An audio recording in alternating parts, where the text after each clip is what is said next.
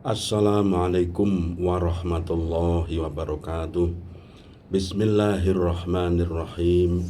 Alhamdulillahilladzi allafa baina qulubina wa asbahna bi ni'matihi ikhwana. Allahumma salli ala sayyidina Muhammad wa ala alihi wa ashabihi wa tabi'ihim bi ihsanin ila yaumil ma'ad. Amma ba'du. Mitra persada, saudara-saudaraku, dimanapun berada, marilah kita menggerakkan hati kita, meluangkan waktu, merenungkan ayat-ayat Allah, mempelajari kitabullah Al-Quran Al-Karim. Di dalam tafsir Al-Jalalain sangat membuat kita tentram, membuat kita memperoleh hidayah dari Allah Subhanahu wa Ta'ala. Mudah-mudahan, karena orang yang mencari ilmu itu dijanjikan kemudahan-kemudahan untuk memasuki surga Allah. Man salaka thariqan fi talabil ilmi sahhalallahu lahu thariqan ilal jannati. Mitra persada, hari ini kita mulai dari surat Al-Isra. Surat Al-Isra ini di juz 15 atau surat Bani Israel, ayat 89. A'udzu billahi minasy syaithanir rajim. Bismillahirrahmanirrahim.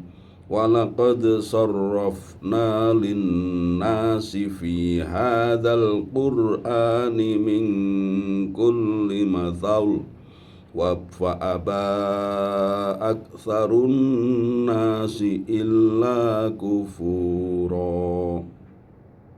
Walaqad sarrafna, lan yakti temen-temen wus mertelaake ingsun, ai bayanna wus jelasne, linnasi kanggo menungso, fi hadzal qur'ani ing dalam ikilah Al-Qur'an, mingkul limathalin saking saben-saben perumpamaan. Jadi kami sungguh telah menjelaskan kepada manusia di Al-Quran ini masing-masing perumpamaan. Masya Allah, kalau kita mempelajari perumpamaan orang kafir seperti istrinya Nabi Nuh, istrinya Nabi Lut. Daraballahu mathalal lilladzina kafarum ra'ata Nuhin wa imra'ata Lut. Perumpamaan orang kafir. Jadi ya tidak menyenangkan suami, tidak sesuai dengan apa yang disyariatkan oleh Allah. Karena memang ciri dia identifikasinya sebagai orang kafir. Kalau ngomong ya nggak ditata, kalau tidur nggak ditata. Kalau kita orang Islam kan mau tidur saja disuruh baca doa, kemudian kalau bisa sudah sholat sebelum tidur gitu. Nah ini kalau orang kafir tidak seperti itu. Fa'aba mongko emoh sapa aksarun nasi akeh-akeh menungso, ai ahlu Makkah, tegese akeh-akeh penduduk Makkah, illa kufuran kejaba ing kufur, juhudan lil haqqi, menentang barang hak. Jadi kami sudah menjelaskan di Al-Quran ini berbagai permisalan. Contoh orang yang taat, ya. Bahkan contoh orang yang tadinya taat kemudian dia menjadi orang jauh. Nah, ini seperti Qarun, dulunya orang baik, tapi ketika ketumpuan harta jadi jauh dari Allah.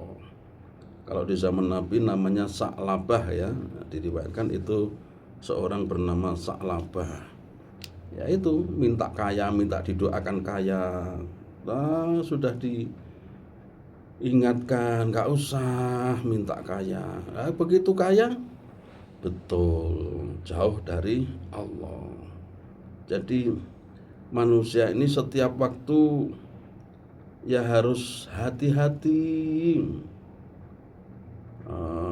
Biasa manusia itu kemarin mukmin, sekarang sudah melenceng, atau sekarang jelek, besok pagi menjadi orang baik. Maka disitulah ada larangan suudzon, larangan mencela, larangan membuka aib, karena kita tidak tahu orang lain itu buruk seterusnya atau baik seterusnya. Bisa jadi yang jelek-jelek suatu saat menjadi orang yang paling top di dalam Islam.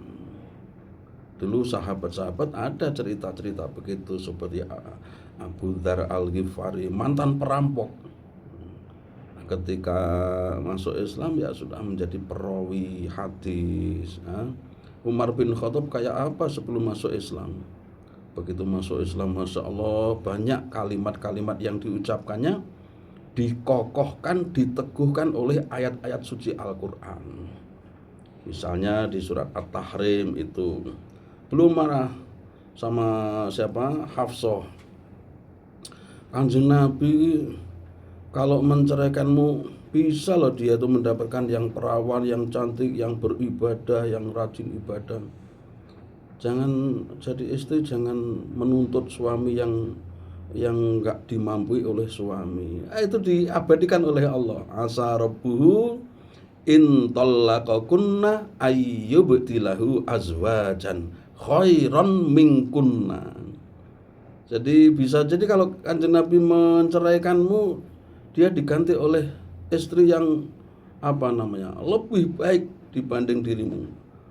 Abidatin, mukminatin, muslimatin, qanitatin, taibatin, abidatin, saihatin, thayyibatin, wa abkaro. Banyak sekali yang lebih baik darimu. Ini diabadikan oleh Allah. Jadi intinya ya jangan mencela orang, jangan, kalau dalam rumah tangga ya penghasilan suami diterima. Kalau menjadi manusia ya manusia beriman, sehingga ucapannya ditata, cara tidurnya ditata, cara mandinya, cara berjalan, cara menyapa orang, meniru komunikasi Nabi Ibrahim alaihissalam. Yang cerita Nabi Ibrahim itu di Al-Quran ada 25 surat. Kanjeng Nabi Ibrahim itu kalau diwodo di lokne biasa saja, biasa, tidak tidak emosi begitu. Ini contoh-contoh dari Al-Quran. Masya Allah, mudah-mudahan Allah ini memudahkan kita untuk menjadi orang baik ya. Fa aba aktsarun nasi illa kufura wa qalu, lan ngucap sapa wong-wong kafir mau, lan nu'mina laka, lan nu'mina ora bakal iman sapa kita laka kanggo sira Muhammad, hatta tafjura hingga ngilekake sira lana kanggo kita minal ardi saking bumi yambuan ainan sumber air. Kami tidak mau beriman kepadamu Muhammad sehingga engkau bisa mengeluarkan air dari bumi.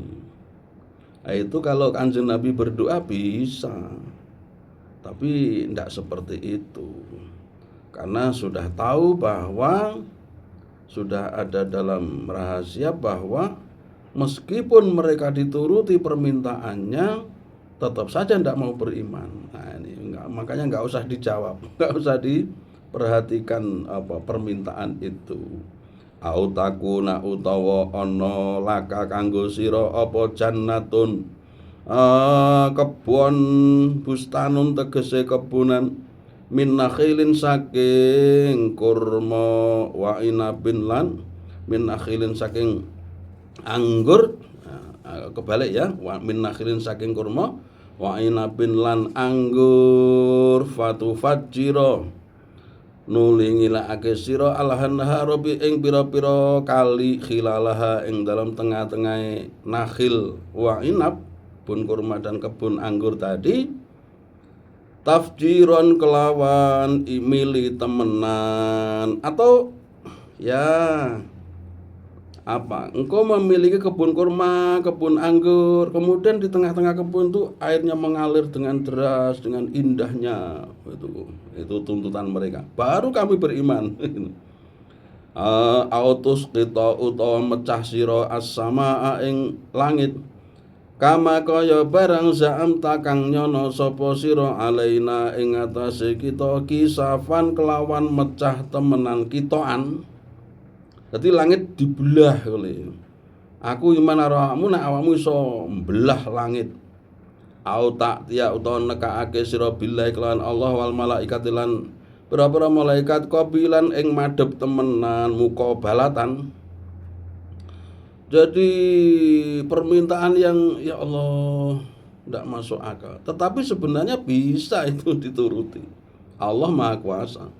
Utawa sira nekane Gusti Allah malaikat di depanku. Bayangkan mitra persada, Kanjeng Nabi saja waktu kedatangan malaikat Jibril yang berbentuk aslinya Kanjeng Nabi pingsan.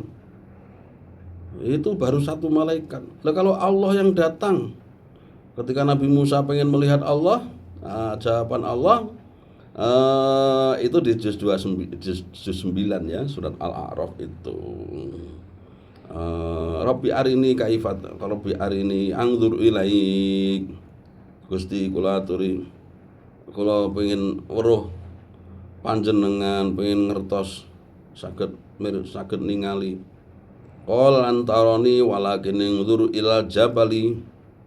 Ora usah ndelok aku tapi deloken gunung kuwi. Ini stakar makanahu fasaufa taroni. Kalau dia gunung itu tetap tenang, maka kamu akan melihatku.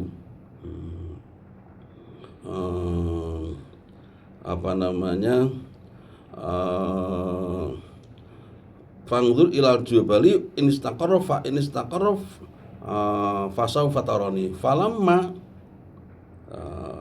ketika gunung itu menjadi meledos, ya, bergetar dan seterusnya, maka Nabi Musa menjadi pingsan. Falamma sa'iqa falamma afaqa qala la illam yahdini rabbi la akunanna minal zalimin, minal khosirin ya.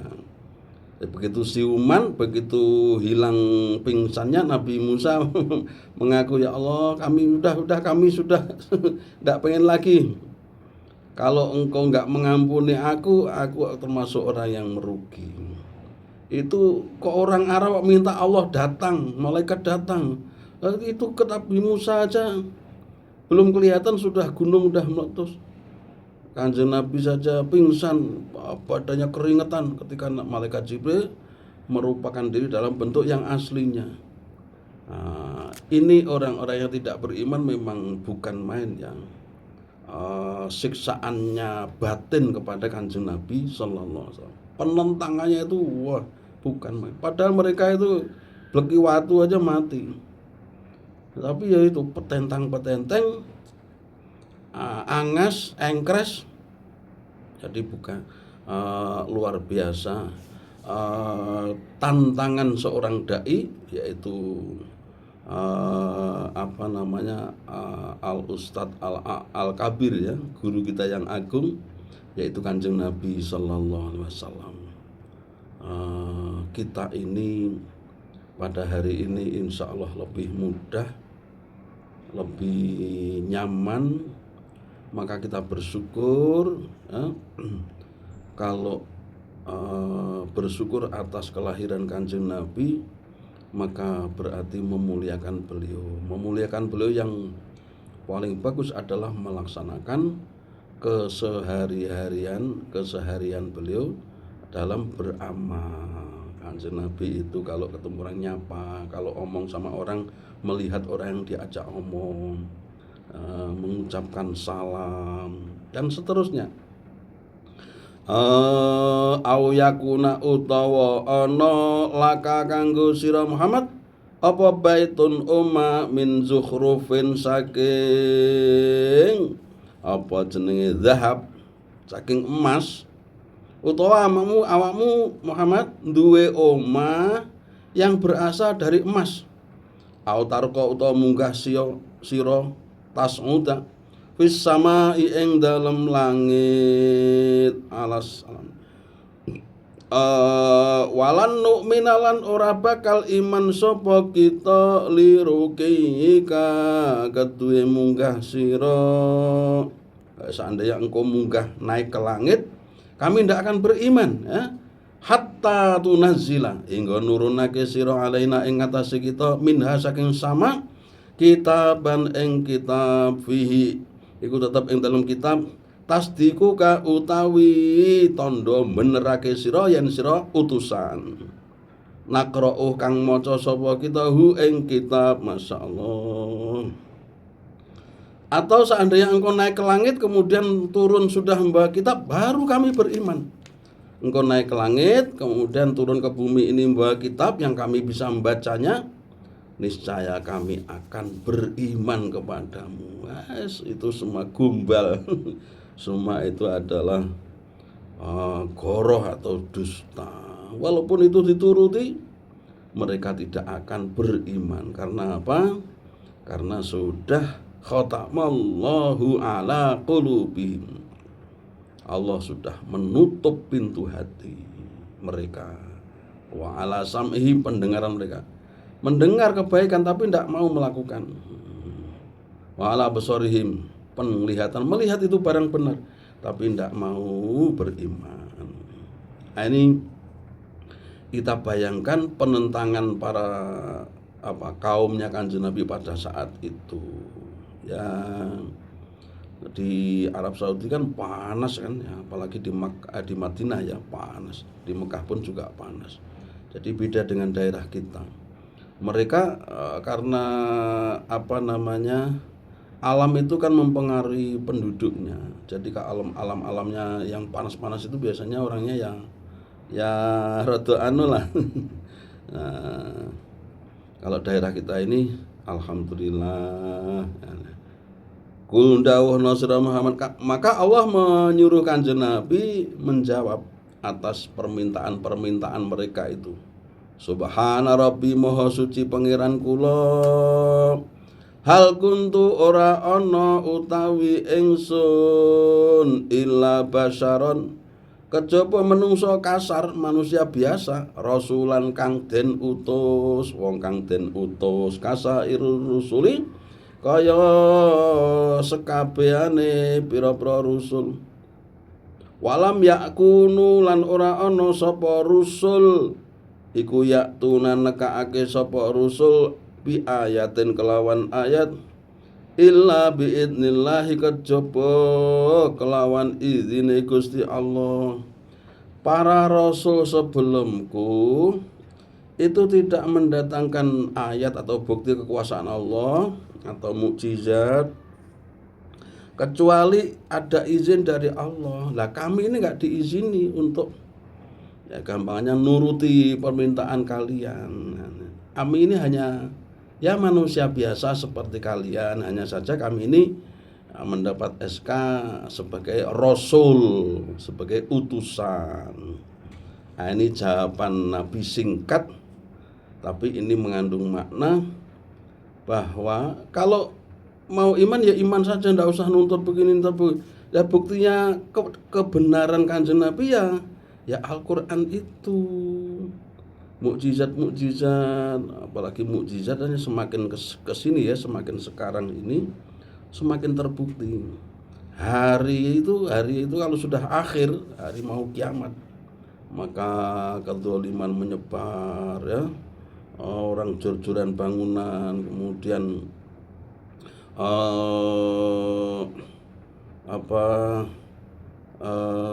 ya banyak ya seperti kebun nusugudel gitu ya, itu istilah.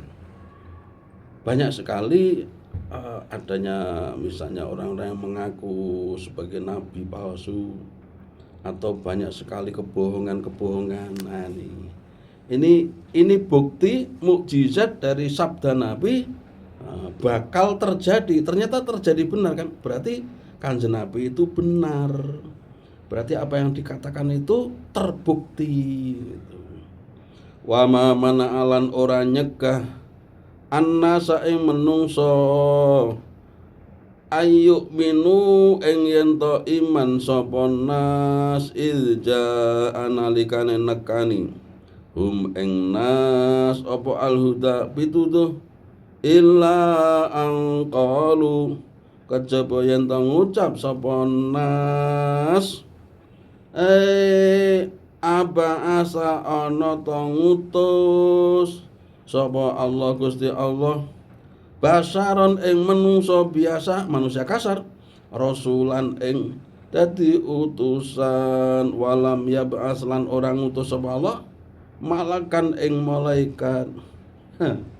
Jadi masih dilanjutkan bantahannya itu. Tidak ada yang mencegah manusia untuk beriman kecuali apa? Mereka itu selalu mengatakan ini utusan Allah, manusia biasa, makan juga seperti kita, tidur seperti kita. Dia kalau panas ya kepanasan seperti kita. Begitu kok ngaku rasul, begitu kok utusan. Nah, ini. Jadi ini masya Allah ya, termasuk al-kabair ya. Jadi batorul haq ya, batorul haq. Jadi menentang atas kebenaran. Jadi barang benar itu sudah ada, sudah nyata, tapi dia tidak mau. Dia tidak mau mengikuti. Ini orang yang menentang namanya. Masya Allah.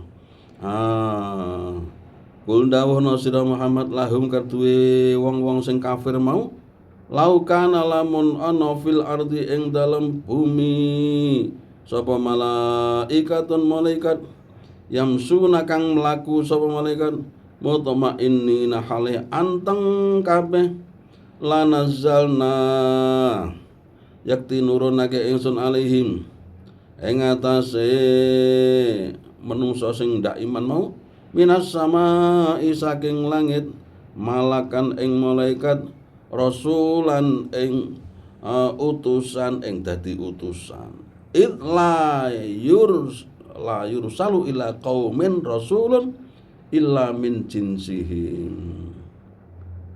Jadi kalau permintaan mereka itu yang turun itu bukan manusia, yang menjadi rasul itu bukan manusia tapi malaikat, itu banyak kejanggalan, banyak kelemahan ya. Misalnya tidak bisa ngomong seperti manusia. Lah dia jenisnya malaikat, ngomong dengan manusia bagaimana? Atau merasakan pahitnya hidup, pahitnya perjuangan, pahitnya ya kehidupan. Tidak bisa merasakan malaikat. Malaikat tuh punya kelebihan yang bukan main. Tidak makan, tidak minum, tidak punya nafsu, tidak punya hasrat. Lah kalau dibuat begitu manusia ya susah meniru.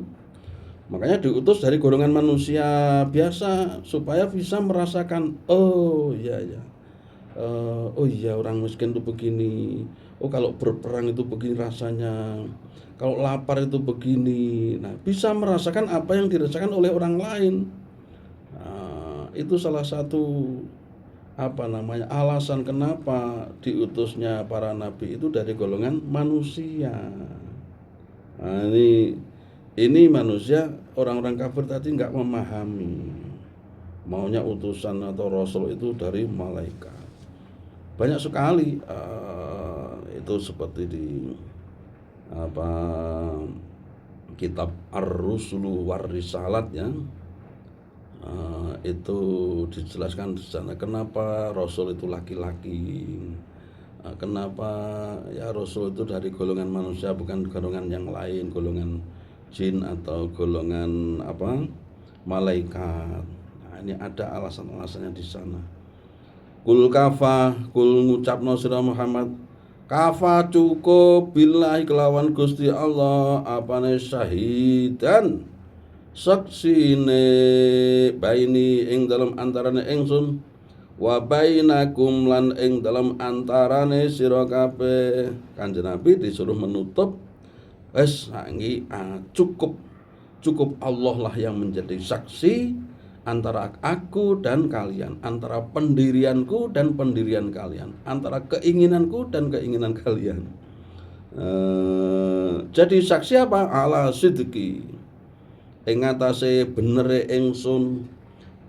Cukuplah Allah sebagai bukti akan kebenaran diriku sebagai utusan. Innahu setune utai Rabbi iku kana ana sapa Rabbi bi ibadihi kelawan kawula-kawulane Rabbi iku khabiron dat kang ngawasi basiron tur dat kang mirsani aliman ngudanani bibawatinihim kelawan batin-batine wong-wong kafir wa dhawahirihim lan dohir-dohire wong-wong kafir, termasuk ya orang yang beriman ya. Jadi yang zahir maupun yang batin dari manusia seluruhnya, yang mukmin maupun yang kafir, itu diketahui, diawasi oleh Allah Subhanahu wa taala. Inilah mitra persada, ya seperti dialog lah. Memang orang-orang kafir itu menuntut. Jadi menuntutnya itu kepada orang yang baik itu bukan main. Tapi kalau orang baik itu salah sedikit saja, dikobraknya gitu. Padahal kalau mereka sudah benar, tidak mau mengikuti. Tapi kalau dia melakukan kesalahan sedikit saja, udah cerita. Nah ini memang wataknya orang-orang kafir. Orang yang intinya adalah juhud, ya. Menentang, durhaka, melawan, pokoknya tidak ngerti barang apik lah.